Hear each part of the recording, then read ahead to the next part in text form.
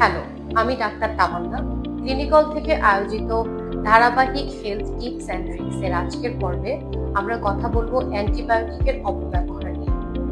বাংলাদেশে বর্তমানে অধিকাংশ মানুষ ভালোভাবে জানেনই না অ্যান্টিবায়োটিক কখন এবং কেন খেতে হয়, আর এটা সাধারণ মানুষের জানার কথাও না।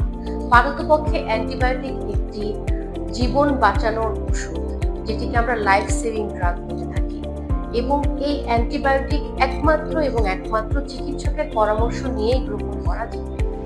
তবে আমরা যেটি আমাদের দৈনন্দিন প্র্যাকটিসে দেখতে পাচ্ছি, সাধারণ ঠান্ডা, জ্বর বা সর্দি হলেই মানুষ অ্যান্টিবায়োটিক কিনে খাচ্ছেন ওটিসি ড্রাগের মতো। ওটিসি ড্রাগ মানে যেসব ড্রাগ কিনতে কোনো প্রেসক্রিপশন লাগে না। তবে বাংলাদেশে এটি একটি প্রচলিত অভ্যাসে পরিণত হয়েছে। মানুষ কিছু হলেই কোনো ডক্টরের পরামর্শ ছাড়াই ফার্মেসি থেকে অ্যান্টিবায়োটিক কিনে হরহামেশাই খেয়ে ফেলছে। এর কারণে তৈরি হচ্ছে অ্যান্টিবায়োটিক রেজিস্ট্যান্স।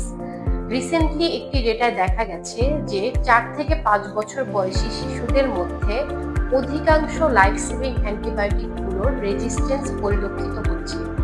এর বাংলা অর্থ দাঁড়ায়, যদি কোনো মানুষ কোনো নির্দিষ্ট রোগে আক্রান্ত হন এবং তার কোনো অ্যান্টিবায়োটিকের প্রয়োজন হয়, ওই অ্যান্টিবায়োটিকটি তার শরীরে প্রবেশ করানোর পরেও ওই মানুষটির শরীরে ওষুধটি কোনো কাজে আসছে না, এবং এর একমাত্র কারণ হচ্ছে অ্যান্টিবায়োটিকের অপব্যবহার। আপনার এবং আপনার পরিবারের, আপনার আশেপাশের সবাইকে এ ব্যাপারে সচেতন করার এবং নিজে সচেতন হওয়ার এখনই সময়। অ্যান্টিবায়োটিক যত্রতত্র খাওয়া বন্ধ করুন। অসুস্থ হলে অবশ্যই চিকিৎসকের পরামর্শ গ্রহণ করুন।